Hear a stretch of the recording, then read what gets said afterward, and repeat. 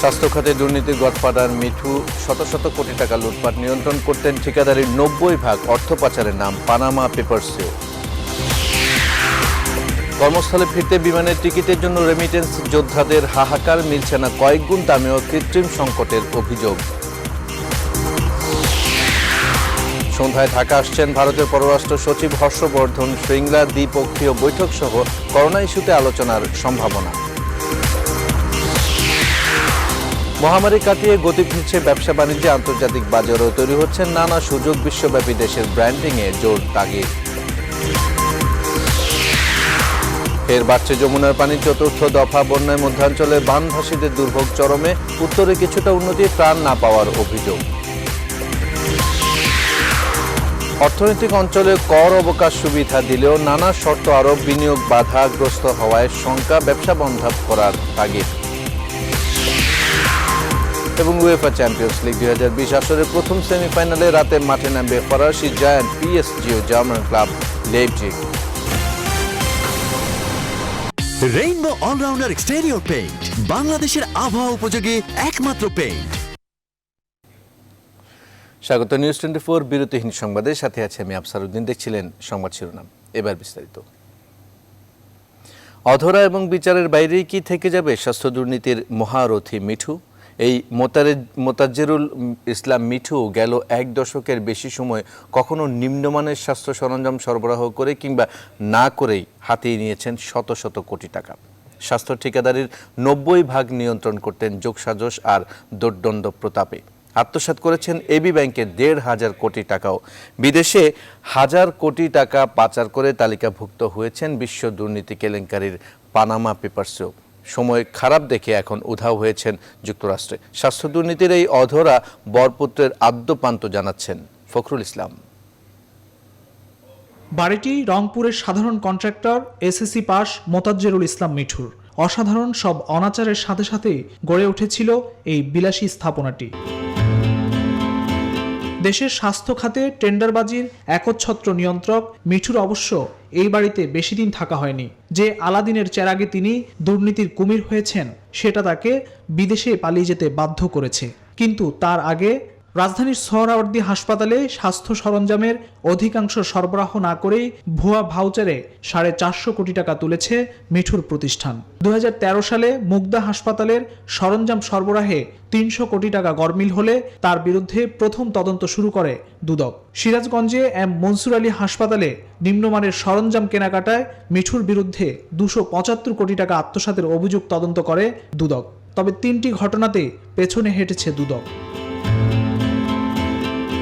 স্বাস্থ্য খাতের টেন্ডার বাগিয়ে নিতে মিঠুর নামে বেনামে রয়েছে ডজন খানেক ঠিকাদারি প্রতিষ্ঠান, যার নেতৃত্বে ছিল মূল প্রতিষ্ঠান লেক্সিকন মার্চেন্টাইজ ও লেক্সিকন টেকনোট্রেড লিমিটেড। আমরা যত কালো তালিকাভুক্ত হতে দেখলাম কোম্পানিকে, কিন্তু সেখানেও আশ্চর্যজনকভাবে মিঠুর কোনো কোম্পানির নাম নেই। যাদের মিঠুর বিরুদ্ধে ব্যবস্থা নেওয়ার কথা শুনেছি, তারাই মিঠুর কাছে বিক্রি হয়ে গেছে। সাবেক অনেক স্বাস্থ্যমন্ত্রীও বলেছে এই দুর্নীতিবাজদের শিকড় অনেক গভীরে, তারাও নিয়ন্ত্রণ করতে পারে নাই। মাননীয় প্রধানমন্ত্রী জননেত্রী শেখ হাসিনা তার এটার ব্যাপারে স্বাস্থ্য সেক্টরের এই দুর্নীতির সিন্ডিকেটের ব্যাপারে বলিষ্ঠ পদক্ষেপ নেবেন। মিঠু সম্পর্কে সবশেষ আলোচনা উঠে করোনাকালে কেন্দ্রীয় ঔষধাগারের প্রয়াত পরিচালক ব্রিগেডিয়ার জেনারেল শহীদুল্লাহ মিঠুর দুর্নীতির তথ্য ফাঁস করে জনপ্রশাসন সচিবকে লেখা চিঠিতে। স্বাস্থ্য খাতই নয়, দুর্নীতিতে ছাড়েননি ব্যাংক খাতকেও। নিজে ও তার আত্মীয় স্বজনের নামে বিধি বহির্ভূতভাবে 1,500 কোটি টাকার ঋণ তুলে করেছেন আত্মসাৎ। কান নিয়ে টানাটানি হচ্ছে, মাথা আসবে কি আসবে না সেটা সম্পর্কে কোনো দৃষ্টান্ত নাই, যাতে করে দুর্নীতি দমন কমিশনের মতো প্রতিষ্ঠান বা আইন প্রকারী সংস্থা বা সরকারের সংশ্লিষ্ট কর্তৃপক্ষ যেন এক ধরনের সীমারেখা নির্ধারণ করে রেখেছে, সীমারেখার ঊর্ধ্বে যাওয়া যাবে না। 2016 সালে বিশ্বে তোলপাড় করা অর্থ পাচারের পানামা পেপারস কেলেঙ্কারিতে নাম উঠে আসে এই মিঠু ও তার ভাই মোকসেদুল ইসলামের। শুধু দেশে নয়, বিদেশেও গড়েছেন বিত্ত বৈভব। তবে স্বাস্থ্য খাতে মিঠুদের নেপথ্যে যারা ছিলেন, যারা আছেন, থাকছেন ধরাছোঁয়ার বাইরেই। ফখরুল ইসলাম, নিউজ 24, ঢাকা। সংক্ষিপ্ত সফরে আজ ঢাকা আসছেন ভারতের পররাষ্ট্র সচিব হর্ষবর্ধন শ্রীংলা। করোনা ভাইরাস প্রাদুর্ভাবের মধ্যে ভারতীয় কোনো শীর্ষ কর্মকর্তার এটি প্রথম বাংলাদেশ সফর। তিনি আজ সন্ধ্যায় এসে কাল সকালে ফিরে যাবেন। ঢাকায় শ্রীংলা পররাষ্ট্র সচিব এম মাসুদ বিন মোমিনের সঙ্গে আনুষ্ঠানিক বৈঠক করবেন। পাশাপাশি প্রধানমন্ত্রী, পররাষ্ট্রমন্ত্রী ও পররাষ্ট্র প্রতিমন্ত্রীর সঙ্গে দেখা করার জোর সম্ভাবনা রয়েছে। তবে ভারতের পররাষ্ট্র সচিবের বিষয়ে রাখা হয়েছে গোপনীয়তা। দ্বিপক্ষীয় বৈঠক ছাড়াও ধারণা করা হচ্ছে শীর্ষ কর্মকর্তাদের সঙ্গে করোনা মোকাবেলা নিয়ে হতে পারে আলোচনা। পররাষ্ট্র সচিব হিসেবে শ্রীংলার এটি দ্বিতীয় ঢাকা সফর। এর আগে মার্চে তিনি ঢাকায় এসেছিলেন। এছাড়া ৩ বছর তিনি বাংলাদেশে রাষ্ট্রদূত হিসেবে কাজ করেছেন।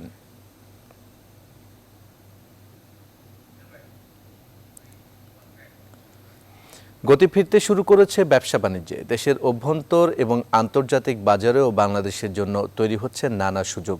ব্যবসায়ীরা বলছেন, তথ্য প্রযুক্তির রপ্তানি সহ নানা খাতে সুযোগের সঠিক ব্যবহার করতে পারলে করোনা পরবর্তী বড় সম্ভাবনা উন্মুক্ত হতে পারে। এই জন্য বিশ্বব্যাপী বাংলাদেশকে ব্র্যান্ডিং করার উপর জোর দিচ্ছেন তারা। সুলতান আহমেদের রিপোর্ট। সারা বিশ্বের অর্থনীতির চাকা থামিয়ে দেয় এক অদৃশ্য ভাইরাস। ফেব্রুয়ারি থেকে শুরু করে এক প্রকার অচলাবস্থা বিরাজ করেছে বিশ্ব বাণিজ্যে। তবে আসার কথা অচল চাকায় আবারও গতি ফিরতে শুরু করেছে। বাংলাদেশের রপ্তানির রেমিটেন্স ও পুঁজিবাজারের উত্থান সেই সুদিনেরই ইঙ্গিত দিচ্ছে।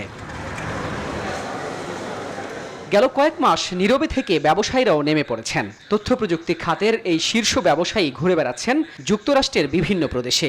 জানালেন, করোনা পুরোপুরি নিয়ন্ত্রণে না এলেও তাদের হাতে বাড়তি কাজ আসছে। আমেরিকা যারা বিজনেস যারা আছে, যারা স্ট্রাগলিং করতেছে, সো তারা তো এখন প্রচুর কাজ তারা চেষ্টা করবে যে আউটসোর্সিং করতে। As a day by day আমাদের গ্রোথ ভালোই হইতেছে, কিন্তু আবার আমাদের আবার উপর দিকে যেতেছে। এখন মনে করেন আমরা প্রচুর কাজ পাইতেছি আগের চেয়ে। আক্ষেপ করে জানালেন, ব্যক্তি উদ্যোগে নিজের দেশকে ব্র্যান্ডিং করলেও সরকারি উদ্যোগে তা হচ্ছে না। এতে প্রযুক্তি খাতসহ বহু কাজ চলে যাচ্ছে অন্য দেশে।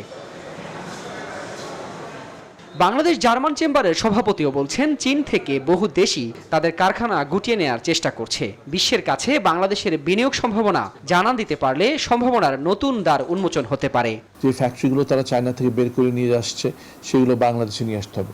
এটা কেবলমাত্র জাপান না, এখানে পৃথিবীর অনেক পশ্চিমা দেশগুলো কিন্তু এখন একই কাজ করবে, যে চায়না থেকে বের করে নিয়ে এসে পৃথিবীর বিভিন্ন দেশে তাদের ইনভেস্টমেন্টগুলো ছড়িয়ে দেবে। সরকার এবং ব্যবসায়ী একত্রে হাতে হাত রেখে পৃথিবীর বিভিন্ন দেশে যেতে হবে, ব্যবসা বাণিজ্য নিয়ে আসতে হবে। বিশেষজ্ঞরা বলছেন, দেশ ও দেশের বাইরে বাণিজ্য বাড়াতে প্রণোদনা নিয়ে ব্যবসায়ীদের পাশে দাঁড়াতে হবে সরকারকে। সহজ এবং শিথিল শর্তে এবং অত্যন্ত দ্রুততার সাথে ঋণের ব্যবস্থা করা, যাতে করে ব্যবসায়ীরা কিছুটা হলেও ঘুরে দাঁড়াতে পারে।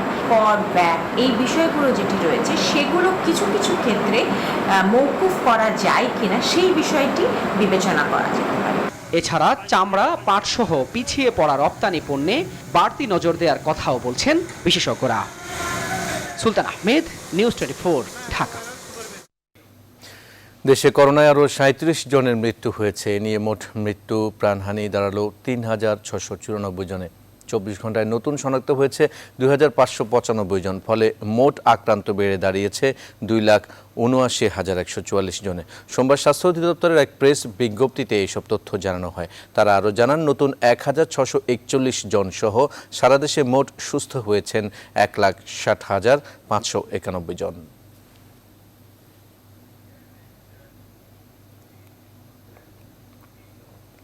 করোনার প্রাদুর্ভাবে সারা বিশ্বে 24 ঘন্টায় প্রাণহানির সংখ্যা কিছুটা কমেছে। একদিনে মারা গেছেন 4,000-এর বেশি। এ নিয়ে মোট প্রাণহানি ছাড়ালো 7,76,000। আর মোট আক্রান্ত হয়েছে 2,20,00,000-এর বেশি মানুষ। ভারতে টানা 2 সপ্তাহ ধরে অব্যাহত রয়েছে সর্বোচ্চ সংক্রমণের ঘটনা। 24 ঘন্টায় মৃত্যু হয়েছে 8 শতাধিক। 39,000-এর বেশি সংক্রমণ এবং 5 শতাধিক মৃত্যু হয়েছে যুক্তরাষ্ট্রে। ব্রাজিলে একদিনে প্রাণ হারিয়েছে 775 জন। লাতিন আমেরিকার দেশ মেক্সিকো, কলম্বিয়া ও আর্জেন্টিনায় বাড়ছে সংক্রমণ। তবে অনেক দেশে মৃত্যু হার কমে এসেছে। আন্তর্জাতিক ফ্লাইট চলাচলের জন্য বিমানবন্দর খুলে দেওয়ার সিদ্ধান্ত নিয়েছে নাইজেরিয়া ও ঘানা।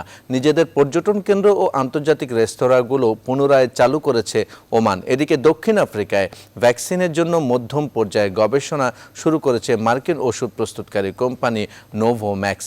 এখন পর্যন্ত সারা বিশ্বে ভাইরাস মুক্ত হয়ে সুস্থ হয়েছেন 1,47,00,000-এর বেশি মানুষ।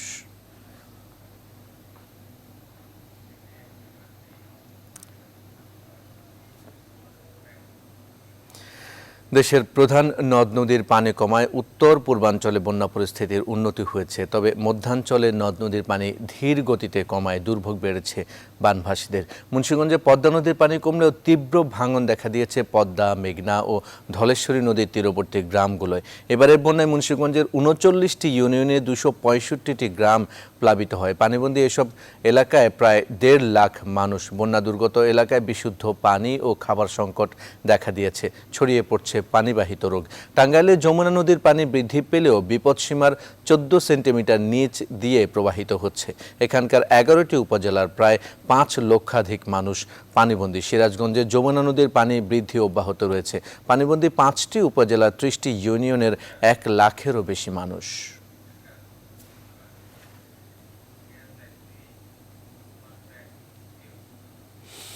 টাঙ্গাইলের বন্যা পরিস্থিতির খবর জানাচ্ছেন সহকর্মী আতিকুর রহমান।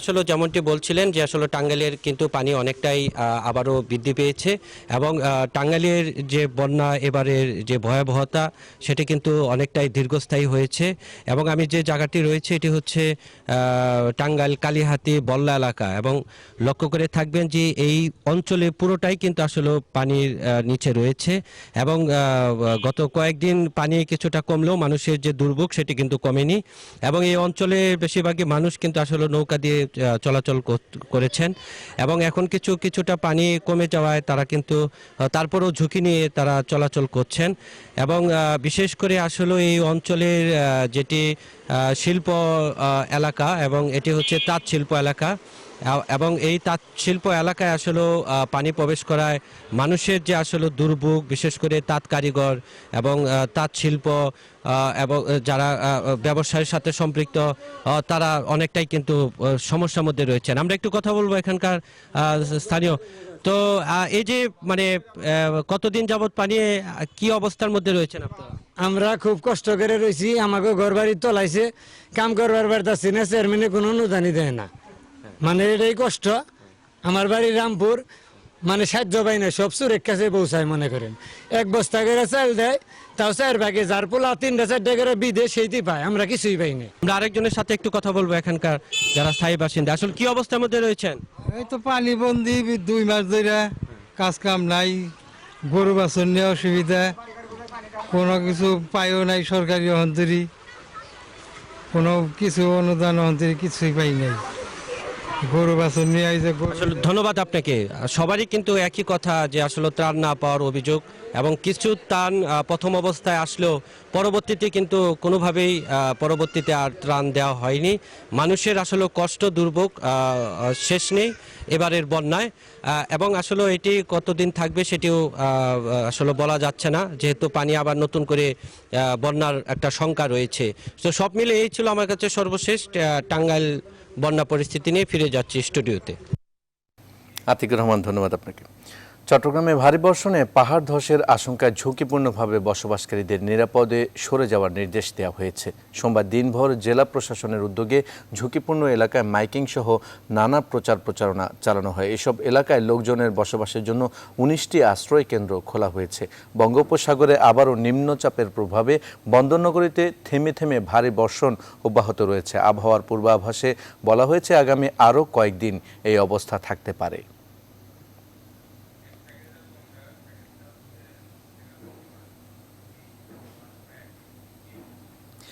বিদেশে কর্মস্থলে ফিরতে বিমানের টিকিট পাওয়া নিয়ে চরম ভোগান্তিতে পড়েছেন লাখো প্রবাসী। ঢাকা, চট্টগ্রাম ও সিলেটে চলছে হাহাকার। দ্বিগুণ তিনগুণ দামেও পাওয়া যাচ্ছে না টিকিট। শুধু চট্টগ্রামে এই সংখ্যা ৪০,০০০-এর বেশি। তারা যে প্রতিষ্ঠানে চাকরি করতেন সেসব প্রতিষ্ঠানের অনুমোদন চিঠি আসলেও মিলছে না বিমানের টিকিট। সিন্ডিকেটের অভিযোগ তুলছেন ভুক্তভোগীরা। চট্টগ্রাম থেকে নয়ন বড়ুয়া, জয়ের তথ্যচিত্রে ডেস্ক রিপোর্ট। মধ্যপ্রাচ্য যেতে বিমান টিকিট এখন সোনার হরিণ। দিনের পর দিন অপেক্ষা করেও মিলছে না টিকিট। রেমিটেন্স যোদ্ধারা বাংলাদেশ বিমান এয়ারলাইন্সের জটিলতায় এখন ফিরতে পারছেন না প্রবাসে। সবচেয়ে বেশি জটিলতায় দুবাই, আবুধাবি প্রবাসীরা। অনুমোদন আসলেও নানা অজুহাতে বাংলাদেশ বিমান এয়ারলাইন্স দিচ্ছে না বিমানের টিকিট। মোটা অঙ্কের টাকা দিলে ট্রাভেল এজেন্সির মাধ্যমে বিমান টিকিট মিলছে এমন অভিযোগ ভুক্তভোগীদের। অ্যাপ্রুভাল করার শেষ হয়েছে, এখন বলতেছে সিগন্যাল লাগবে, গ্রিন সিগন্যাল, রেড সিগন্যাল। আমি গ্রিন সিগন্যাল পাইছি, এরপর আসছি। আমার দুইটা ফ্রেন্ড অলরেডি 11 তারিখ গেছে, ওরা 6,000 করে দুইজনের মোট 12,000 টাকা খরচ হয়েছে ওই 11 তারিখের টিকিটের জন্য। এখন আমি আসছি, আমার থেকে 52,000 টাকা চাচ্ছে। কেন চাচ্ছে? আমার সরকারের কাছে অনুরোধ, যাদের বিলেট ভিসা আছে তারা কি অ্যাপ্রুভাল কি যাদের হয়েছে যেতে পারবে। আমরা আসছি যে এখন আমরা যেতেছি, কবে যাবো জানি না, এগুলো আমরা। টিকিট সংকট কাটাতে দ্রুত মধ্যপ্রাচ্যের জন্য বিশেষ বিমান চালুর দাবি জানিয়েছে association of travel agents of Bangladesh, ATAB. অবশ্য তাতেও নানা জটিলতার কথা বলছে ট্রাভেল এজেন্সিগুলো। আমরা এজেন্সিরা পরে আপাতত যে আজকে কয়েকদিন থেকে বিভিন্ন বিমান কাউন্টারে, ঢাকা, সিলেটে বিভিন্ন রিটার্নিং হোল্ডাররা কষ্ট পাচ্ছে, সিট পাচ্ছে না, কান্নাকাটি। দুবাই সরকার এবং আবুধাবি সরকার কিছু রাষ্ট্রীয়ভাবে কিছু জিনিস ওরা দিয়েছে। আমরা নিজেরা যখন দুবাই ভ্রমণ করতাম, দুবাই থেকে যদি ভিজিট আনতাম, আমরা আবুধাবিতেও নামছি, শারজাও নামছি, কোনো বাধা বিপত্তা ছিল না। এখন আপনি দুবাই ভিসা হলে দুবাই নামতে হবে, আবুধাবির ভিসা হলে আবুধাবি নামতে হবে। ক্যামেরার সামনে কথা বলার অনুমতি নেই জানিয়ে বিমান এয়ারলাইন্স চট্টগ্রামের ম্যানেজার বললেন, সংকট ঠেকাতে বিশেষ বিমান চালু করা হবে।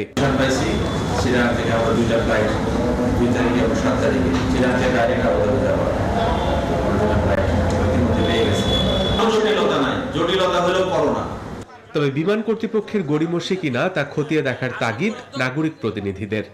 এখানে যদি অশুভ চক্র কেউ থেকে থাকে, কেউ অতি মুনাফা অর্জন করার জন্য জাতির স্বার্থে পরিপন্থী কোনো কাজ করে থাকে এবং আমাদের দেশের জন্য বহির্বিশ্বে যারা অর্থ উপার্জন করে তাদেরকে যারা ক্ষতিগ্রস্ত করছে, তাদের বিরুদ্ধে ব্যবস্থা নেওয়া উচিত। দেশে আসা বেশিরভাগ প্রবাসীরই ছুটির মেয়াদ শেষ। Desk report, news 24। এবার অর্থ ও বাণিজ্য সংবাদ।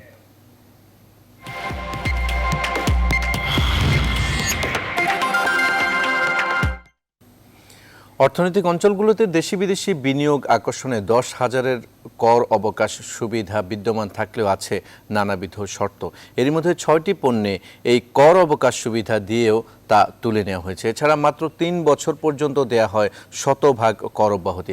করোনাকালীন এই সময়ে যা আরও বাড়ানো না হলে বিনিয়োগ বাধাগ্রস্ত হতে পারে বলে মনে করেন ব্যবসায়ীরা। এছাড়া অর্থনৈতিক অঞ্চলে বিনিয়োগ বাড়াতে কোনো পরোক্ষ কর আরোপ না করার তাগিদ ব্যবসায়ী ও অর্থনীতি বিশ্লেষকদের। দেশের অর্থনৈতিক অঞ্চলের অগ্রগতি ও বাস্তবায়ন নিয়ে বাবু কামরুজ্জামানের 3 পর্বের ধারাবাহিকে দেখুন আজ শেষ পর্ব। বিপুল মানুষের কর্মসংস্থান ও রপ্তানির লক্ষ্য নিয়ে 2015 সাল থেকে বাস্তবায়ন কাজ চলছে 100টি বিশেষ অর্থনৈতিক অঞ্চলের, যেখানে দেশি বিদেশি কিংবা যৌথ বিনিয়োগকারীদের সমান সুযোগ এবং কর অবকাশ সুবিধা রাখা হয়েছে। তবে প্রথম 10 বছর বিনিয়োগকারীদের যে কর অবকাশ সুবিধা রাখা হয়েছে তাতে শুরুর 3 বছর 100% সুবিধা পান বিনিয়োগকারীরা। চতুর্থ বছর থেকে যা পর্যায়ক্রমে কমতে থাকে, অর্থাৎ 10% হারে কমে শেষ বছরে তা দাঁড়ায় মাত্র 20%। যদিও এ সুবিধা দিয়েও পরে ভোজ্য তেল, আটা, চিনি, সিমেন্ট, আয়রন ও আয়রন সংক্রান্ত এমন 6টি পণ্যের ক্ষেত্রে তা তুলে নেওয়া হয়েছে। ফলে আশাহত হয়েছেন এ খাতের অনেক বিনিয়োগকারী। উদ্যোক্তাদের দাবি, করোনা পরবর্তী সময়ে বিবিধ পরোক্ষ কর আরোপ না করে অর্থনৈতিক অঞ্চলে বিনিয়োগ বাড়াতে ইনসেন্টিভ সুবিধা আরও বাড়ানো উচিত। আমাদের দেখতে হবে যে এই মুহূর্তে জাপানিজ অনেকগুলো প্রতিষ্ঠান চায়নার থেকে রিলোকেট হচ্ছে, অন্যান্য দেশেরও হচ্ছে। সেক্ষেত্রে আমরা দেখছি যে ভিয়েতনাম এবং ইন্দোনেশিয়া যেভাবে তাদেরকে আকৃষ্ট করতে পারছে, সেই কাজগুলোকে যদি আমরা নজরে নেই, সেই লক্ষ্যে আমাদের কাজ করতে হবে। বিদেশি বিনিয়োগ আকৃষ্টের ক্ষেত্রে বাংলাদেশে কর্পোরেট কর হার প্রতিযোগী দেশগুলোর তুলনায় এখনও বেশি। হিসাব বলছে বাংলাদেশে কর হার 35% হলেও ভিয়েতনাম ও থাইল্যান্ডে কর্পোরেট ট্যাক্স 20%। ভারতে সম্প্রতি আগের কর হার 30% থেকে কমিয়ে তা 22% করা হয়েছে। তবে শিল্প খাতের নতুন প্রতিষ্ঠানের জন্য এই হার আরও কম, মাত্র 17%। তাই বিনিয়োগ আকর্ষণে কর অবকাশ ও অন্যান্য সুযোগ সুবিধা সমন্বয় করার পরামর্শ বিশ্লেষকদের। যেখানে বিনিয়োগকারীরা যেতে আগ্রহী সেখানে তুলনামূলক কম দেয়া হচ্ছে, কিন্তু আগ্রহ তো শুধু কর অবকাশ সুবিধার ভিত্তিতে আসে না। আগ্রহ আসে সেখানে আপনার এখানে যদি কর অবকাশ সুবিধাটা প্রতিযোগী দেশগুলোর তুলনায় আমরা একই পর্যায়ে পর্যায়ে সুবিধা দিতে পারি, তাহলে সুফল পাওয়া যায়। বাংলাদেশে যেভাবে বলুক, আমরা অবশ্যই মনে করি যে অত্যন্ত বিনিয়োগ বান্ধব এখন সরকার ক্ষমতায় আছেন এবং এজেন্সিগুলো অত্যন্ত আন্তরিক বিনিয়োগকারীদেরকে সেবা দেওয়ার জন্য। বিনিয়োগ পরিবেশের উন্নয়ন এবং বিদ্যমান বাধা দূর করতে সরকারের সমন্বিত টিম কাজ করছে বলে জানান বাণিজ্যমন্ত্রী। শিগগিরই এসব বিষয়ে সুস্পষ্ট দিক নির্দেশনার কথাও জানান তিনি। যেসব দেশ আমাদের competitor, Indonesia, Vietnam, Cambodia, Bharat, তারা কি সুযোগ সুবিধা দিচ্ছে, পাশাপাশি আমরা কি দিতে পারি, এই ব্যাপারে নিয়ে আমাদের কথা চলছে। হোপফুলি এগুলো আলোচনা করে আমরা সর্ট আউট করতে পারবো। প্রধানমন্ত্রীর অফিসেও এই ব্যাপারে আমরা একটা রিপোর্ট সাবমিট করবো খুব শীঘ্রই। বেজার হিসাবে অর্থনৈতিক অঞ্চলগুলোতে এখন পর্যন্ত জমি বরাদ্দের চুক্তি হয়েছে ১৩২টি কোম্পানির সাথে। বাবু কামরুজ্জামান, নিউজ 24, ঢাকা। দীর্ঘ ৫ মাস বন্ধের পর খুলে দেওয়া হলো বিশ্বের দীর্ঘ সমুদ্র সৈকত কক্সবাজার। সীমিত পরিসরে খোলা থাকছে পৌর এলাকার হোটেল, মোটেল ও পর্যটন কেন্দ্র। করোনা সংক্রমণ রোধে পর্যটক সহ ব্যবসায়ীদের স্বাস্থ্যবিধি মেনে চলা সহ নানা দিক নির্দেশনা দিয়েছে স্থানীয় প্রশাসন। ইসমত আলী তথ্যচিত্রে ডেস্ক রিপোর্ট। বিশ্বের দীর্ঘতম সমুদ্র সৈকত কক্সবাজার করোনা পরিস্থিতির কারণে ৫ মাস বন্ধ থাকার পর সোমবার থেকে আনুষ্ঠানিকভাবে খুলে দেওয়া হয়েছে এই সমুদ্র সৈকত। একই সাথে সীমিত পরিসরে খুলেছে পৌর এলাকার সব পর্যটন কেন্দ্র ও হোটেল, মোটেল। প্রশাসনের এমন সিদ্ধান্তকে স্বাগত জানিয়েছেন পর্যটন ব্যবসায়ীরা। তারা বলছেন, স্বাস্থ্যবিধি মেনেই পর্যটকদের উন্নত সেবা দিতে চান। জেলা প্রশাসকের কাছ থেকে 15টা নির্দেশনা আমাদেরকে দেওয়া হয়েছে। ওই নির্দেশনা মোতাবেক আমরা মোটামুটি গেস্ট এলাও করব। ওনাদের তাপমাত্রা মাপার যে মেশিনটা আমরা রাখতেছি, তারপর পর্যাপ্ত পরিমাণ আমাদের হ্যান্ড স্যানিটাইজার। একটা রুমে 4 জন থাকতো, সেখানে 2 জন করে রাখা হবে। অলরেডি স্বাস্থ্যবিধি মেনেই হচ্ছে সামনে ট্যুর করা হবে, যার কারণ হচ্ছে কোনো রকমই যেন পরবর্তীতে কেউ সংক্রমিত না হয়। স্বাস্থ্যবিধি না মানলে আইন অনুযায়ী ব্যবস্থা নেওয়া হবে বলে জানালেন জেলা প্রশাসক। গাইডলাইন বাস্তবায়ন হচ্ছে কিনা এই জন্য আমরা একটা মনিটরিং টিম করেছি, তারা মনিটর করবে। আর এর বাইরে আইন প্রয়োগের ব্যবস্থা আছে। যদি এই গাইডলাইন কেউ না মানে তাহলে আমরা তার বিরুদ্ধে এই যে মোবাইল কোর্ট দিয়ে আইনানুগ যে ব্যবস্থা আছে সেটা আমরা গ্রহণ করব। এদিকে কোরবানি ঈদের পর থেকেই আসতে শুরু করেছে পর্যটকরা। বন্দি থাকার কারণে দেখা যাচ্ছিল অনেক সমস্যা হইতেছে, এতদিন পর ঘুরতে আসতে পেরে অনেক ভালো লাগতেছে। করোনা সংক্রমণ রোধে গেল 18 মার্চ থেকে কক্সবাজার সমুদ্র সৈকত সহ সব পর্যটন কেন্দ্র বন্ধের ঘোষণা দেয় জেলা প্রশাসন। Desk report, news 24।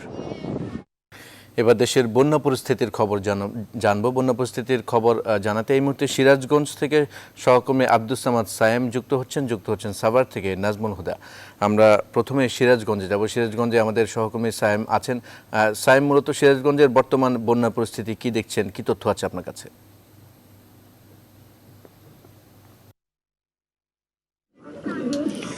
ধন্যবাদ আফসার।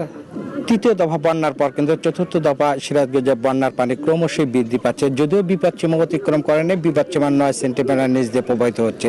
এতে কিন্তু যমুনা পাড়ের যে এই 30টি ইউনিয়ন আছে, এর যে নিম্ন অঞ্চল আছে, সেই নিম্ন অঞ্চল কিন্তু আবার নতুন করে প্লাবিত হয়ে পড়ছে। এতে কিন্তু যে সিরাজগঞ্জের প্রায় 1,18,000 পরিবার কিন্তু আবার নতুন করে পানিবন্ধ হয়ে তারা কিন্তু চরম দুর্ভোগের মধ্যে পড়তে যাচ্ছে। দীর্ঘস্থায়ী এই যে প্রায় 2 থেকে 2.5 মাসের যে বন্যা, এই বন্যার কারণে কিন্তু যে সমস্ত বসত বাড়ি পানির নিচে এখনো তলিয়ে রয়েছে, সেগুলোর কিন্তু অবস্থা খুবই করুণ। যে বসত বাড়ির নিম্ন অংশ আছে সব কিন্তু পচে গেছে, খামখুঁটিগুলো পচে গেছে, অনেক বসত বাড়ি পড়ে গেছে। এ নিয়ে কিন্তু আসলে এই যে যারা বন্যা কবলিত মানুষ, তারা কিন্তু অনেক দুশ্চিন্তার মধ্যে রয়েছে। একদিকে যেমন কর্ম নেই, তার মধ্যে এই ক্ষতিগ্রস্ত বসত বাড়ি, এই দুই মিলে কিন্তু তারা মহা দুর্বিপাকের মধ্যে রয়েছে। এই সমস্ত মানুষ কিন্তু আসলে যে বন্যা পরবর্তী বা এই বন্যা চলাকালীন সংকট সময় কিন্তু বিশেষ যে বরাদ্দ দাবি করেছেন, সেই বরাদ্দ যদি দেওয়া হয় সরকার থেকে, তাহলে তারা কিন্তু তাদের বন্যার সংকট কাটাতে পারবে। এবং যদি এই যে সংকটের সময় যদি খাদ্য, শুকনো খাবার, গোখাদ্য এগুলো দেওয়া হয়, তাহলে কিন্তু তাদের যে সংকটটা অনেকটাই কিন্তু কমে যাবে। ইতিমধ্যে কিন্তু এই সমস্ত অঞ্চলে কিন্তু বিশুদ্ধ পানি, খাদ্য সংকট এবং ওষুধের চরম সংকট দেখা দিচ্ছে। এবছর বন্যায় কি পরিমাণ ক্ষয়ক্ষতি হয়েছে, আমি একজন যে বন্যা কবলিত মানুষ, তার সাথে একটু কথা বলো। এবছর বন্যায় আপনার কি ক্ষয়ক্ষতি হয়েছে? আমাদের ঘর-দর ক্ষতি হয়েছে, ছাগল গরু ছাগলের গদ্দার ক্ষতি হয়েছে, আমাদের থাকুনে গদ্দার ক্ষতি হয়েছে, 1000-30 নাগলা জিনিসপাতি ক্ষতি হয়েছে আমার। এখন এই টাকাটা আমি কিভাবে ই করবো, এই কিস্তি মিস্তি তুলাইরা মনে হয় আমাদের ওইগুলা ই করা নাকবো, ঠিক করা নাকবো। ওই কিস্তি আবার চালাবেন কিভাবে? কিস্তি এখন কামাই কাজে করে করে মনে হয় যে সপ্তাহে খাওয়া নাকবো, আবার সপ্তাহে কিস্তি উঠা নাকবো, বুঝছেন, এরকম তো পরিস্থিতি। ধন্যবাদ আপনাকে। আপনি শুনছিলেন যে এই যে যারা বন্যা কবলিত মানুষ, এরা কিন্তু বন্যা পরবর্তীতে আয় না থাকে, তারা কিন্তু আসলে কিস্তি বা সুদের উপর টাকা নিয়ে কিন্তু তারা ঘর মেরামতের চিন্তা ভাবনা করছে। কিন্তু সেই যে সুদ, সেই কিন্তু সুদের ঘানি তাদেরকে পুরো আরো 1 বছর টানতে হবে, আবার ফের বছর কিন্তু বন্যায় আবার তারা সেই রকমই ক্ষতিগ্রস্ত হয়ে পড়ে।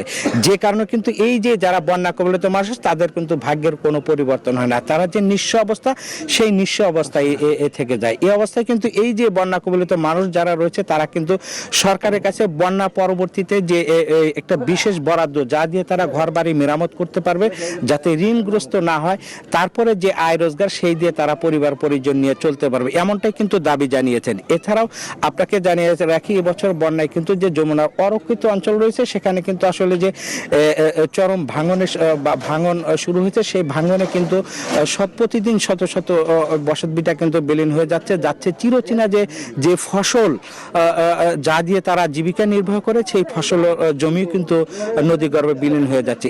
এতে কিন্তু যে এক সময়ের যারা ধনী বা প্রভাবশালী ছিল, তারা কিন্তু আসলে একেবারে ফকির হয়ে যাচ্ছে।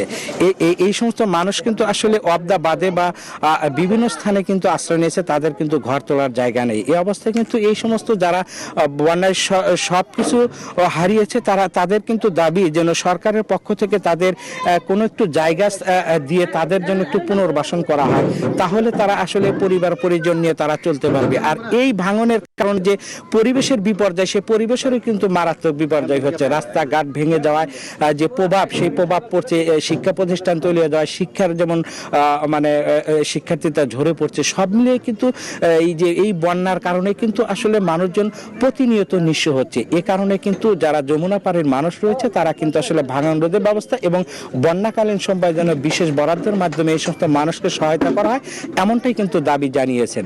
তো সব মিলে এই ছিল আমার কাছে সিরাজগঞ্জের বন্যা পরিস্থিতি সর্বশেষ। ফিরে যাচ্ছি আপনার কাছে। সাইম, আপনাকে ধন্যবাদ। আমরা এবার সাভারে যাব। সাভারে আমাদের সহকর্মী নাজমুল আছেন। নাজমুল, ঢাকার আশপাশে বন্যার পানি কমতে থাকা, নদী ভাঙনও শুরু হয়েছে আমরা জেনেছি। এখন কি অবস্থা দেখছেন, কি তথ্য আছে জানাবেন আমাদের।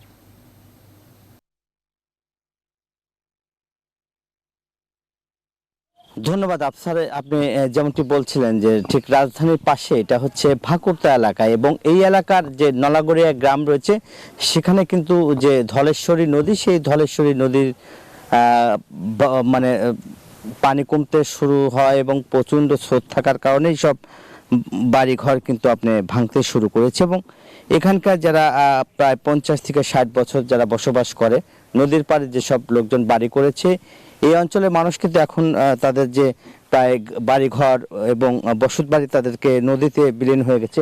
চাচা, আপনার সাথে একটু কথা বলতে চাই, এখানে কতগুলি ঘর ছিল এবং কি কারণে ভেঙে যাচ্ছে?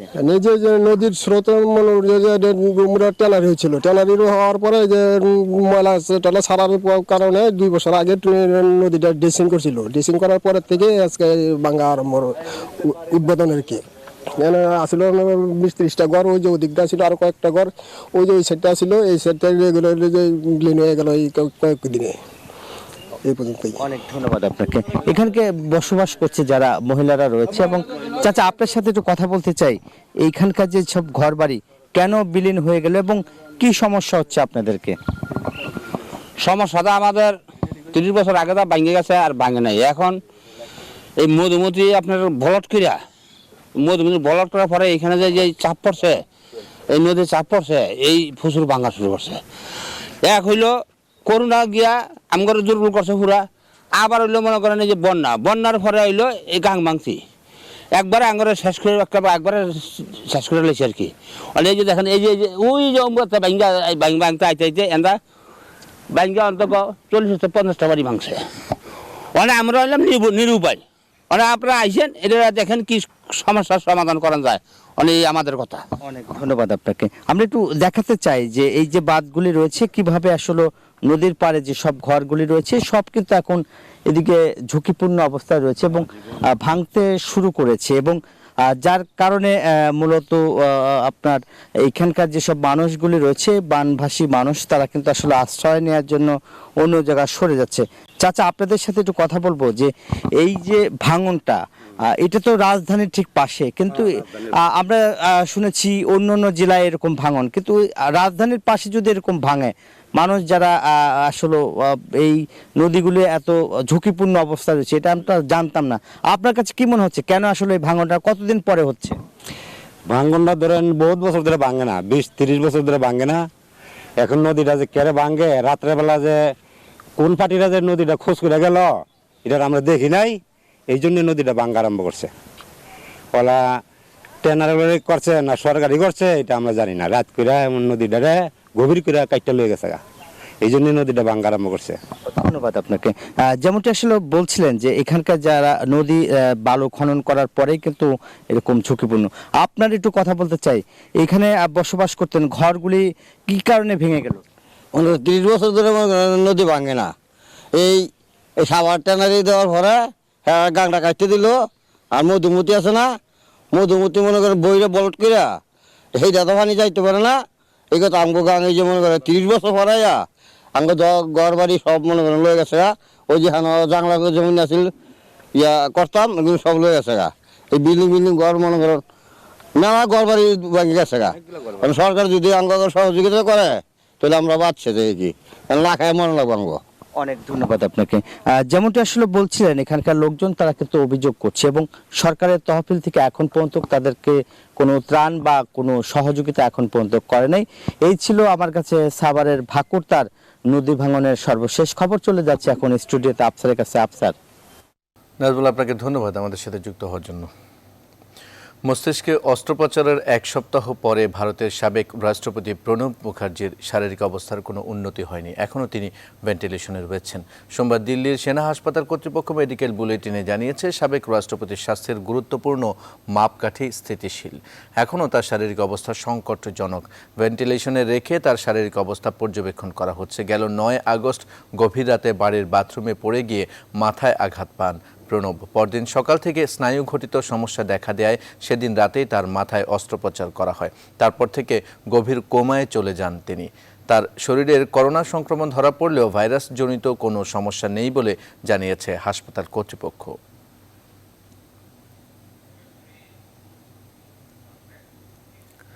যুক্তরাষ্ট্রের ক্যালিফোর্নিয়া অঙ্গরাজ্যের ডেথ ভ্যালিতে রোববার পৃথিবীর ইতিহাসের সর্বোচ্চ তাপমাত্রা রেকর্ড করা হয়েছে। ডেথ ভ্যালির ন্যাশনাল পার্কে 130 ডিগ্রি ফারেনহাইট তাপমাত্রা রেকর্ড হয় বলে নিশ্চিত করেছে মার্কিন আবহাওয়া কর্তৃপক্ষ। রয়টার্স জানায় তীব্র তাপপ্রবাহের কারণে গেল শনিবার ক্যালিফোর্নিয়ার একটি বিদ্যুৎ কেন্দ্র বিকল হয়ে পড়েছে, ফলে টানা 2 দিন ধরে বিদ্যুৎহীন হয়ে পড়ছে অঞ্চলটি। দেশটির পশ্চিমাঞ্চলের দাবদাহ চলার কারণে চলতি সপ্তাহে তাপমাত্রা আরও বাড়ার পূর্বাভাস রয়েছে। চলমান দাবদাহের কারণে ক্যালিফোর্নিয়া অঙ্গরাজ্যে 3 মাত্রার জরুরি সতর্কতা জারি করেছে ক্যালিফোর্নিয়া ইন্ডিপেন্ডেন্ট সিস্টেম অপারেটর। এর আগে 2013 সালে ডেথ ভ্যালিতে 56.6 ডিগ্রি সেন্টিগ্রেড তাপমাত্রা রেকর্ড হয়েছিল। অন্য যে কোনো তীব্র আবহাওয়ার তুলনায় দাবদাহে গড়ে বেশি মানুষের মৃত্যু হতে পারে বলে জানিয়েছে মার্কিন রোগ নিয়ন্ত্রণ ও প্রতিরোধ সংস্থা। উচ্চ তাপমাত্রার কারণে হিট স্ট্রোক সহ নানা ধরনের রোগবালাই হতে পারে।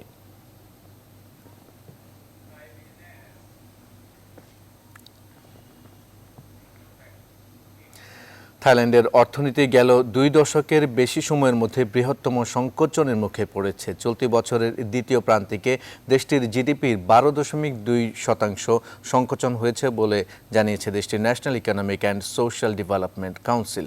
ব্লুমবার্গ জানায় 1998 সালের এশীয় আর্থিক সংকটের পর দেশটির অর্থনীতিতে এটাই সবচেয়ে বড় সংকোচন, যা দেশটির চলমান মন্দা পরিস্থিতিকে আরও গভীরে ঠেলে দিয়েছে। সারা বিশ্বের মতোই করোনা মহামারীর কারণে দেশটির অর্থনৈতিক কার্যক্রমে মারাত্মক স্থবিরতা নেমে এসেছে। বিশেষ করে সংক্রমণ প্রতিরোধে লকডাউন দেওয়ার ফলে বৈদেশিক বাণিজ্য ও গুরুত্বপূর্ণ পর্যটন খাতে ধস নামে। পুরো বছরের পূর্বাভাসে 7.3 থেকে 7.8% অর্থনৈতিক সংকোচনের কথা জানিয়েছে থাইল্যান্ডের ইকোনমিক কাউন্সিল। আগে এই সংকোচনের পূর্বাভাস 5 থেকে 6% ছিল বলে জানিয়েছে ব্লুমবার্গ।